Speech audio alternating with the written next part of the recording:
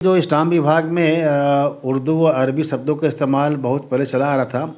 अब नए जनरेशन के लोग उन शब्दों का ना इस्तेमाल कर पाते, ना उसका उपयोग की आवश्यकता पड़ती है। लेकिन वह उर्दू शब्द नहीं पढ़ा, इसलिए वह पास नहीं कर पा रहा था। इसको हटाने जा रहे हैं। काशी विश्वनाथ कॉरिडोर में कोई हमने वहाँ पर मस्जिद ध्वस्त करके मंदिर का विकास नहीं किया है। बंगला खाली करते समय जो टोटी लेके चले जाते हैं, या हम कहें कि टोटू उठा लेके चले जाते हैं, उनकी सोच कितनी है। आप कत्ल किया हो, प्रॉपर्टी के लिए किया हो, डकैती डाला हो, ये अपराधी हैं और भाजपा इनसे अपने आप को दूर रखी।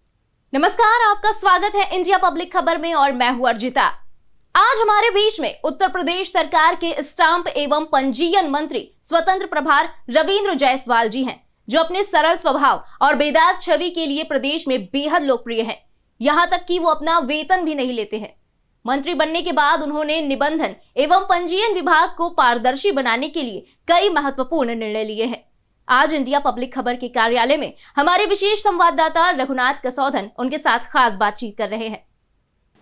नमस्कार। नमस्कार जी। सबसे पहले मैं आज इंडिया पब्लिक खबर के मुख्यालय पे लखनऊ में आया हूँ।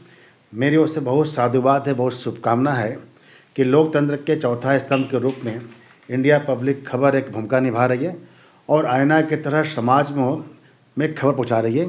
तो पहले तो इंडिया पब्लिक खबर के पूरे टीम को साधुवाद देता हूँ। सर, योगी सरकार आने के बाद स्टाम्प के क्षेत्र में क्या रेवेन्यू बढ़ा और आधुनिकता को लेकर के क्या क्या काम हुए? उत्तर प्रदेश के अंदर 2017 में जब माननीय योगी जी सरकार बनाए, उस समय 2016-17 में यूपी के रेवेन्यू थी लगभग 16,000 करोड़ रुपए। आज ये बढ़ करके जा रही है 22,000 करोड़ रुपए। यानी कि 5 साल के अंदर उत्तर प्रदेश की रेवेन्यू 7,000 करोड़ बढ़ी। इसका मतलब यह है कि उत्तर प्रदेश के अंदर लॉ एंड ऑर्डर बेहतर हुआ है और लॉ एंड ऑर्डर बेहतर होने के कारण से वह लोग जो यूपी में रहने का क्रेज़ बढ़ा है और यूपी में लोग आ रहे हैं, जो यूपी के बाहर के लोग हैं वह भी अपने आशियाना यहाँ बसा रहे हैं और साथ ही साथ इन्वेस्ट कर रहे हैं। यह रेवेन्यू ये बात बताती है। दूसरी तरफ की जहाँ तक स्टाम्प विभाग की है, तो पूरी तरह से स्टाम्प विभाग हो गया है डिजिटल।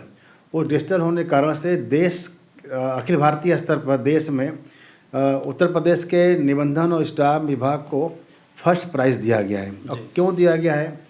पहले यहाँ पर ऑनलाइन होती थी, रजिस्ट्री ऑफिस का भीड़ होती थी। अब आपके पास क्या है कि ऑनलाइन आप टाइम ले लीजिए। कोई प्रॉपर्टी आप खरीदने जा रहे हैं तो उस प्रॉपर्टी को डिजिटल 12 साल के मुआयना को चेक कर लीजिए।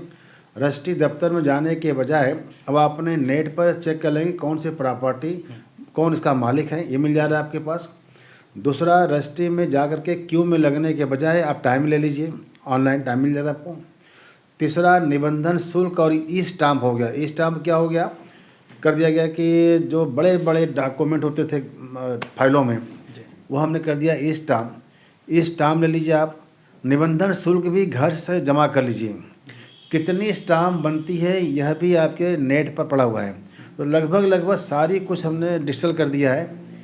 ई स्टाम्प के और भी आगे जा कर के जब बैंकों से हम कोई पेपर मार्गेज करते हैं, लोन लेते हैं, तो वहाँ पर स्टाम्प को रखना पड़ता है फिजिकल पेपर, तो वहाँ कर दिया डिजिटल स्टाम्प। यानी बैंक वाले भी केवल पेन ड्राइव में ही लोन सेंक्शन करके रखे रहेंगे, उनको अलग से कोई फाइल या स्टाम्प के माध्यम से फिजिकल पेपर की ज़रूरत नहीं पड़ेगी। तो डिजिटल कर दिया गया जी। क्या स्टाम्प विभाग को डिजिटल करने से क्या भ्रष्टाचार पे अंकुश लगा है?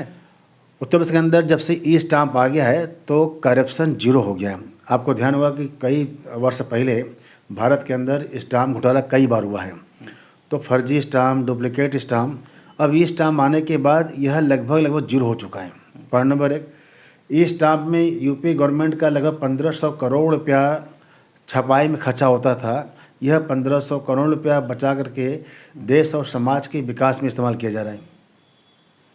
सर, जो सब रजिस्ट्रार की परीक्षा होती है उसमें अभी भी उर्दू और अरबी भाषाएं हैं, तो उससे परीक्षार्थियों को काफ़ी समस्या होती है। क्या इस पर कुछ विचार किया जा रहा है? बिल्कुल। ये जो स्टाम्प विभाग में उर्दू व अरबी शब्दों का इस्तेमाल बहुत पहले चला आ रहा था। अब नए जनरेशन के लोग उन शब्दों का ना इस्तेमाल कर पाते, ना उसका उपयोग की आवश्यकता पड़ती है। जल्दी हमने जा रहा है कैबिनेट के अंदर उनके परीक्षा के निमित्त मान कोई प्रतिभावान व्यक्ति है, छात्र है, नौजवान है, लेकिन वह उर्दू शब्द नहीं पढ़ा, इसलिए वह पास नहीं कर पा रहा था, इसको हटाने जा रहे हैं। सर, जो इस समय सबसे ज़्यादा राजनीतिक मुद्दा चल रहा है कि 2022 का जो चुनाव होगा वो बीजेपी हिंदुत्व के मुद्दे पर लड़ेगी या विकास के मुद्दे पर?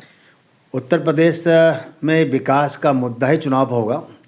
जहाँ तक बात हिंदुत्व कर रहे हैं तो कुछ पार्टियाँ हिंदू शब्द से परहेज करती थी, वह मंदिर से परहेज करती थी, वह केवल अपने आप को मस्जिद या गोल जाली वाला टोपी पहनने में फख्र मानती थी।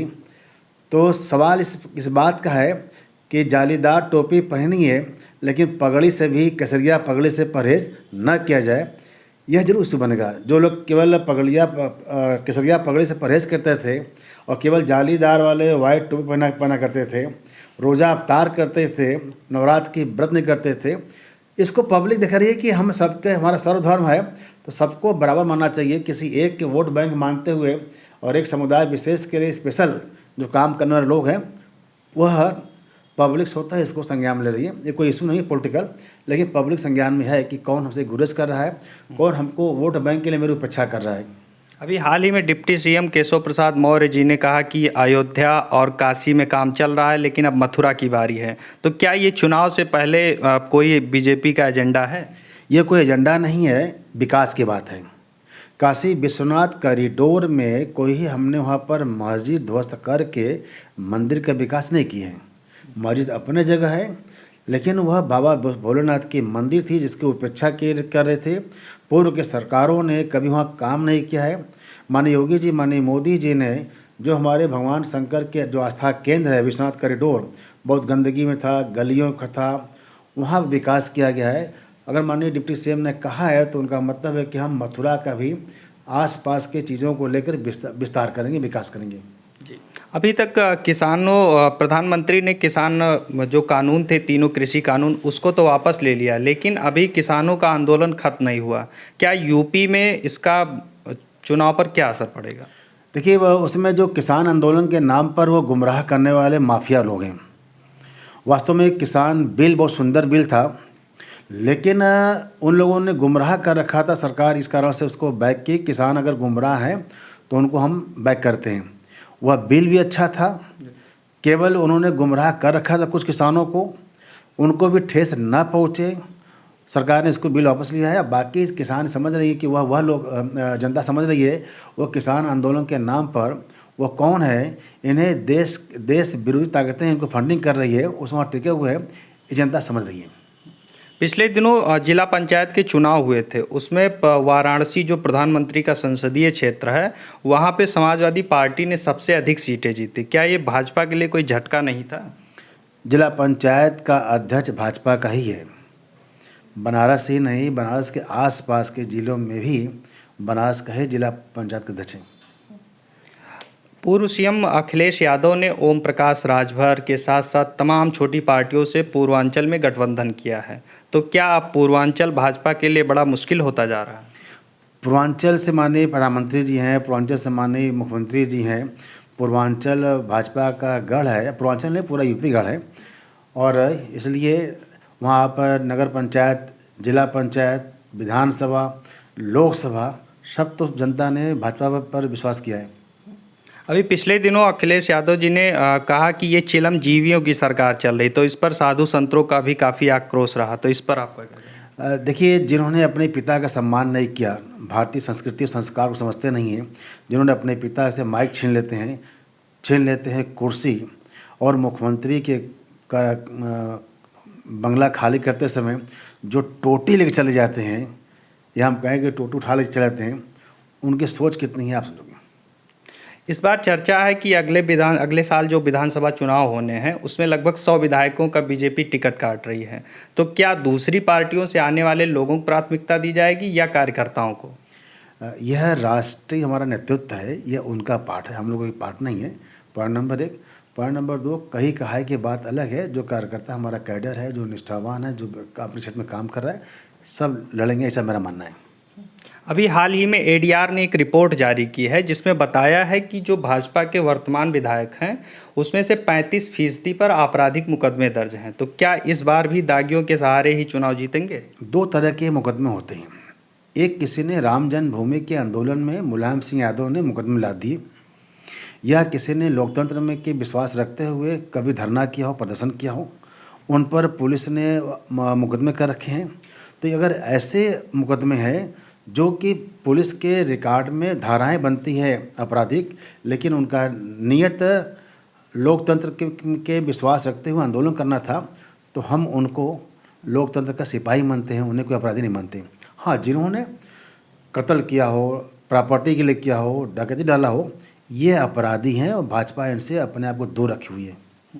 जो एमपी एमएलए कोर्ट की ओर से पिछले दिनों याचिका एक आपके ऊपर मुकदमा चल रहा था वाराणसी में, तो उसमें सरकार ने याचिका दी थी कि याचिका को खारिज कर दिया जाए, लेकिन उसको कोर्ट ने नहीं माना। इस पर आपका क्या कहना है? 2009 में पूरे देश में जो कांग्रेस के लोग हैं उन्होंने भगवान राम द्वारा बनाया गया सेतु जो रामेश्वर से श्रीलंका गया था, कांग्रेस की सरकार ने उस समय उसको तोड़ रही थी और यह कहते कि न भगवान राम थे न उनका राम सेतु है और इसको तोड़ा जाए। तो देशव्यापी आंदोलन हुआ था। उस आंदोलन हम सब लोग बनारस में भाग लिए थे। तो उस समय कांग्रेस और बसपा के इशारे पर आंदोलनकारियों का मुकदमा हुआ था। उसी मुकदमे में मेरे खिलाफ भी किया गया था।